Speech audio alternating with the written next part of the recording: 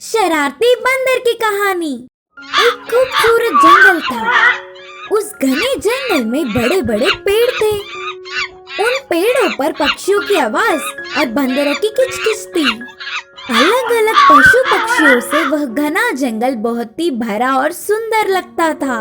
उन सबको पर्याप्त भोजन और विश्राम मिलता और ऊपर से उस जंगल के आसपास में किसी भी दुश्मनों का डर नहीं था। ऐसे खुशी से दिन गुजर रहे थे तो उनमें से एक शरारती बंदर को उधर रहना बिल्कुल भी पसंद नहीं था। मैं इस जंगल में बिल्कुल भी नहीं रहूंगी। मैं तंग आ चुकी हूँ। ये सारे पेड़ छाते की तरह घने बन गए। इससे मुझे बाहर की दुनिया का पता ही नहीं चल रहा है। मुझे तो लगता है कि मैं किसी कुएं में एक मेंढक की तरह जी रही हूँ। मैं तुम सब की तरह नाकाम की जिंदगी नहीं जी सकती। मैं अब एक क्षण भी नहीं रुकूंगी। बोल के उस शरारती बंदर ने अपनी माँ से लड़ाई की। ऐसी बात नहीं है बच्चा, यह जंगल ही हमारा रक्षा है। इन पेड़ों के बिना हम नहीं जी सकते। मेरी बात सुनो जरा। बोल के उसकी माँ ने उसे समझाने की बहुत कोशिश की, फिर भी उसने नहीं सुना। अब मैं आपकी बात नहीं सुनना चाहती। मेरे सोने जैसी जीवन को इस जंगल को ही नहीं अर्पित कर सकती। असल में मैं बिना पेड़ों वाली जगह पर जीऊंगी करके बोल के जाने वाली थी। तब सामने आने वाले दो बंदर ने भी समझाने की कोशिश की, लेकिन वह शरारती बंदर किसी के बातों को भी नहीं सुना। आवेश में आकर चलना शुरू कर दिया। कुछ दूर चलने के बाद जंगल धीरे धीरे खाली हो रहा था और आखिर में बड़े बड़े पेड़ ना होने वाले जगह पर पहुंच ही गई। यह जगह कितनी सुंदर है। इधर अच्छे से धूप आ रही है और ठंडी हवा भी लग रही है। यह घास कितना नरम नरम है। बोलते हुए बंदर उधर इधर घूमते हुए खेल रही थी। कुछ ही देर बाद उसे भूख लगी, पर कहीं कुछ नहीं मिला।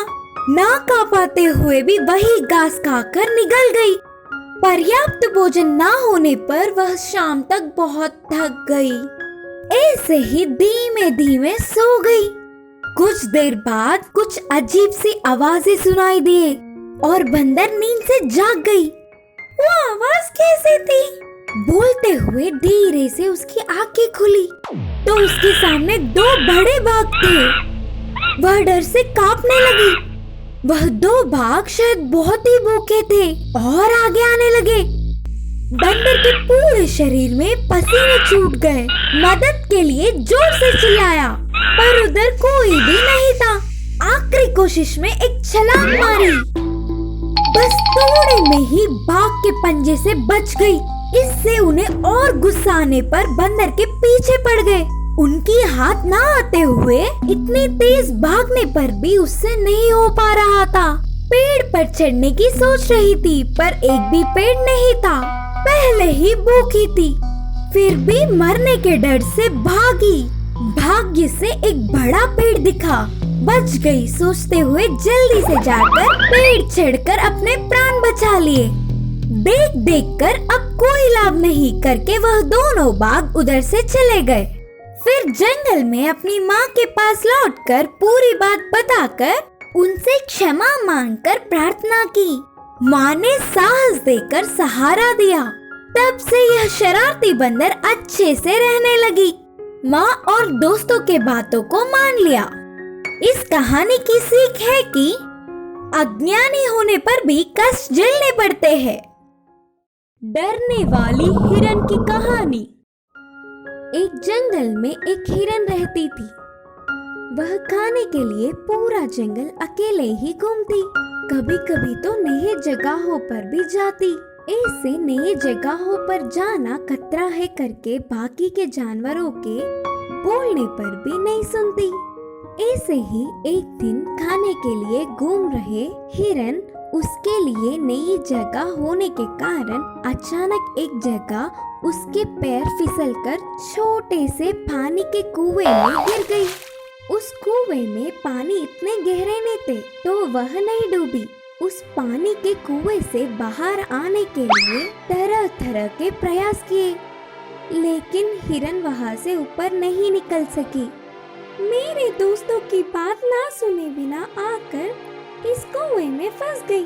पता नहीं कोई यहाँ आकर मुझे बचाएगा कि नहीं। कुछ देर बाद वहाँ आई हुई खरगोश को देखी और कहा, खरगोश दोस्त, मुझे इस कुएं से बाहर लाकर बचाओ ना। खरगोश ने अपनी पूरी ताकत लगाकर बहुत कोशिश की। आखिरकार मुझसे नहीं होगा, और कोशिश करूंगा तो मैं भी कुएं में गिर जाऊंगा, बोलकर उधर से चला गया। फिर वहाँ बंदर आया। बंदर दोस्त, मुझे बचाओ, बोलकर पूछी हिरन। बंदर कोशिश कर करके, हैं तुम इतने बारीक क्यों हो? तुम्हें तो बाहर लाने के लिए शायद बलवान हाथी मामू को ही आना पड़ेगा, बोलकर वहाँ से चला गया। उसके बाद वहाँ भेड़ और गधा आए और हिरन को उस पानी के कुएं से बाहर लाने की कोशिशें की, लेकिन वह मदद करने के लिए इतनी मेहनत करने पर भी कुएं से बाहर नहीं निकल पाई। हिरन ने चिढ़कर कहा, तुम्हारी सारी कोशिश बेकार है, अब तुम अपने रास्ते जाओ। भेड़ और गधा उसकी स्थिति का विचार करते हुए वहाँ से निकल गए। ऐसे कुछ देर बाद दूर से शेर गरजता हुआ हिरन के पास ही आने लगा। महाराज शेर की आवाज सुनते ही हिरन अपने प्राणों के डर से कांपने लगी। एक क्षण की भी देरी न करते हुए अपनी पूरी ताकत जुटाकर बस एक ही छलांग में पानी के कुएं से कूदी और बाहर निकलकर भाग गई। ऐसे कुछ दूर भागने के बाद हिरन को कुछ समय पहले ही मदद करने वाले खरगोश, बंदर, भेड़ और गधा दिखे। हम सबकी मदद लेने पर भी कुएं से बाहर नहीं निकल पाई, तो अब कैसे बाहर निकल गई? बोलकर गधे ने पूछा। तब हिरन ने कहा, महाराज शेर के गरजने की आवाज सुनकर उनको उसी तरफ आना पहचान गई, तो वो बस प्राणों को खोने के डर से अपने आप में एक छलांग में कूदकर बाहर निकल गई। यह बात सुनकर वे सब चौंक गए। इस कहानी की नीति है कि कभी-कभी अपने डर भी ताकत बन जाते हैं। लंगड़ाती हुई गधा। कृष्णापुर नामक गांव में एक कपड़ों के व्यापारी रहता था। उसके पास एक गधा भी था। वह रोज गधे के ऊपर ही कपड़ों की पोटली बांधकर पूरा गांव में घूमते हुए कपड़े बेचता था। वह गधा भी कितना भी बार उठा लेता। ऐसे सुबह से शाम तक मेहनत करने पर अच्छे लाभ आते। उसके व्यापार की अच्छी सी वृद्धि करने वाली गधा तो उसे बहुत पसंद थी, इसीलिए उसे बहुत ध्यान से रखता था। एक बार व्यापारी को भारी रकम से कपड़े खरीदने के लिए विदेश जाना पड़ा। उसी समय में गांव-गांव घूमकर कपड़े बेचने के लिए और साथ ही साथ गधे की देखभाल करने के लिए एक आदमी को काम पर रख लिया। सारी जिम्मेदारियां उसे सौंपकर व्यापारी विदेश चला गया। कुछ सालों बाद लौट आने वाला व्यापारी अपने गधे को लंगड़ाते हुए चलना देखा।